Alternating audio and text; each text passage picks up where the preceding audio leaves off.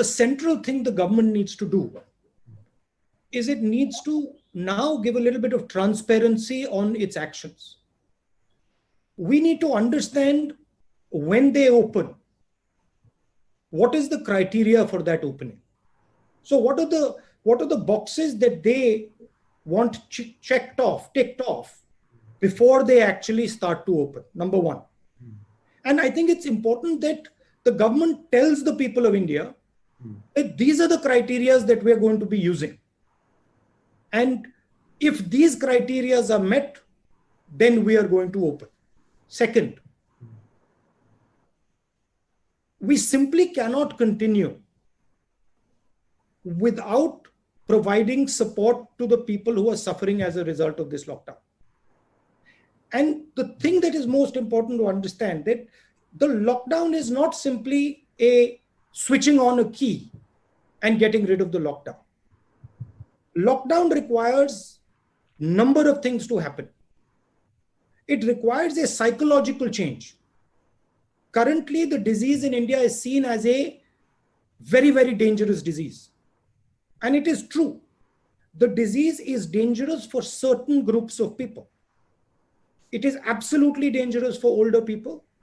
It is absolutely dangerous for people with diabetes, heart disease, hypertension, chronic infection, lung infection.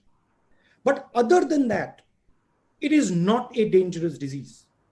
So we are going to have to make a psychological change in the mind of our people. Currently, the people are very scared of the disease.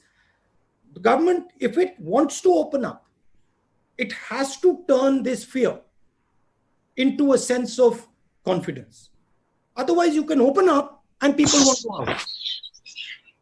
Finally, I'd like to say that the opening up is a transition.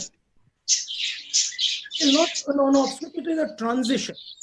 And you have to have a strategy for opening up. And this is what I said in my last press conference. And also I mentioned to the Prime Minister in my letter that please, this is not an on-off switch. This is a massive transition that is required.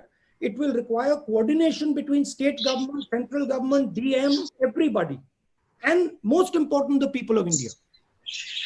That is the challenge in front of the government now. And let me tell you, it's not a trivial thing. It is a serious challenge, and I would request the government that they view state governments as partners.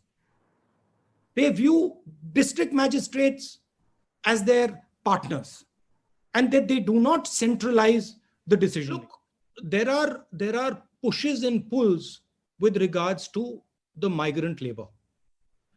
First broad thing that we are saying is take the idea of Nyay and start putting money directly into 50% of India's poor households. Just without thinking of it, just start doing that. It's not going to cost so much. 65,000 crores is what it's going to cost. And it will completely transform the way people are thinking about this current situation, their current situation. Because we have to understand, if you are on daily wages, you do not have choices. You simply do not have a choice. So we have to give them a choice. That's point number one. Point number two is the transfer of migrants. I'm not an expert on this. So I'm not going to sit and opine what I think about trains. But what I do think is that a conversation between states has to happen. And these decisions have to be made with empathy towards migrants, with thinking about their rights, so not crushing their rights, but they have to happen between states, and the center has to oversee them. The pain has to be reduced, absolutely. So you're saying the minimum income right away, Mr. Gandhi? Am I correct? I'm saying that we are in an emergency. We require absolutely the idea of Nike. Call it whatever you want. Call it something else. Call it Pradhan Mantri Yojana, whatever you want to do.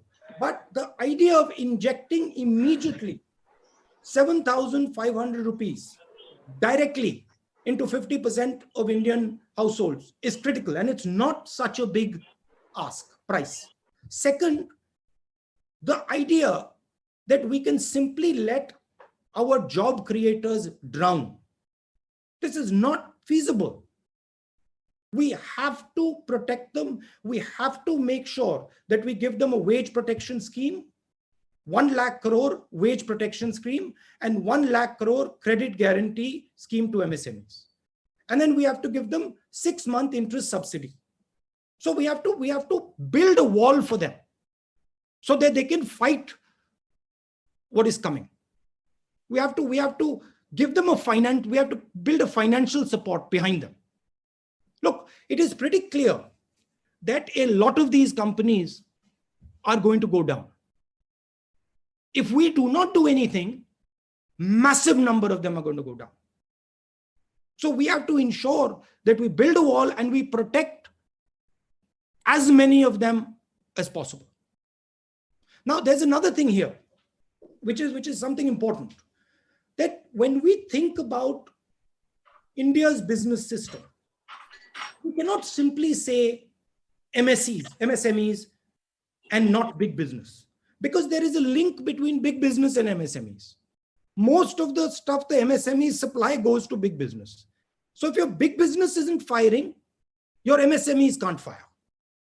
So there has to be a view where we are thinking systemically, where we are working to start the economy, where we are certainly giving much more benefit to the small and medium industry, but we're also keeping in mind that there is a link between large business and small and medium business. And if we suddenly say, okay, only SMM, only small business is going to be helped and big business is going to be left to its own devices, we'll actually harm small business as well.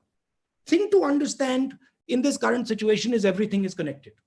And if you want to start the engine, you cannot think of starting just one part of the engine. You've got to start the whole engine.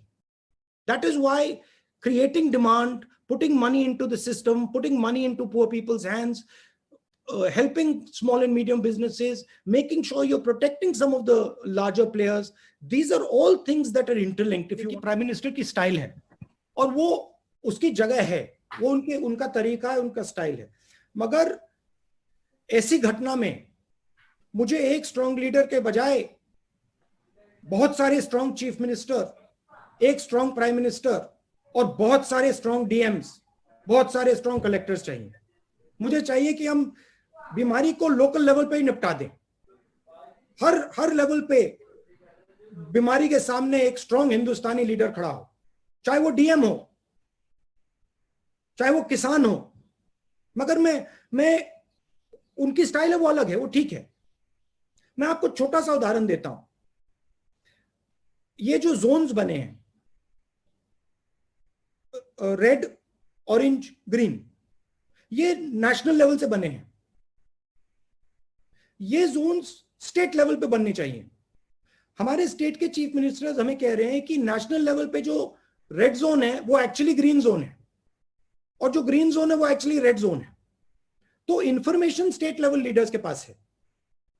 तो जरूरी है कि जो हमारे Jones बन रही है, छोटा सा उदाहरण दिया है, जो हमारे जोन्स बन रहे हैं वो एक्चुअली डीएम और चीफ मिनिस्टर के बेसिस पे बनने चाहिए. डीएम के पास इंफॉर्मेशन है, चीफ मिनिस्टर के पास इंफॉर्मेशन है. दिल्ली में ये इंफॉर्मेशन नहीं है. छोटा सा उदाहरण दिया. पाकिस्तान सोल्यूशन निकाल सकता है. अगर इस लड़ाई को हम पीएमओ में रखेंगे तो लड़ाई हारी जाएगी. तो प्राइम मिनिस्टर को पावर डिवॉल्व करना पड़ेगा. प्राइम मिनिस्टर को चीफ मिनिस्टर्स पर भरोसा करना पड़ेगा और चीफ मिनिस्टर्स को डीएम्स पर भरोसा करना ही पड़ेगा. और अगर हमने सेंट्रलाइज किया तो फिर कैलामिटी होने वाली है. मगर मैं आपको एक और बात बताना चाहता हूं जो मैंने पहले बोली. देखिए, लॉकडाउन ने सिर्फ हिंदुस्तान की नहीं, पूरी दुनिया की साइकोलॉजी बदल दी है. जी. लॉकडाउन से पहले कोविड डेडली डिजीज नहीं थी. लॉकडाउन के बाद लोगों के दिमाग में कोविड डेडली डिजीज हो गई है. ये एक्चुअली गलत फहमी है. कोविड डेडली डिजीज है मगर 1% लोगों के लिए, और हमारा फर्ज बनता है कि हम उस 1% को पूरा प्रोटेक्शन दें और उनमें से एक व्यक्ति को बीमार ना होने दें. मगर हमारा यह भी फर्ज बनता है कि देश की जनता को बताना और समझाना कि 99% लोगों के लिए यह फेटल बीमारी नहीं है। यह प्रधानमंत्री को बहुत अग्रेसिवली करना चाहिए, हम सबको बहुत अग्रेसिवली करना चाहिए, क्योंकि आज हिंदुस्तान में, बाकी दुनिया में डर का माहौल है। और अगर हम लॉकडाउन को हटाना चाहते हैं, डर के माहौल को मिटाना ही पड़ेगा। नहीं तो आप सब कुछ खोल दो, कोई बाहर नहीं आने वाला है। तो मैं आपको भी, प्रेस वालों को भी यह मैसेज देना चाहता हूं कि आप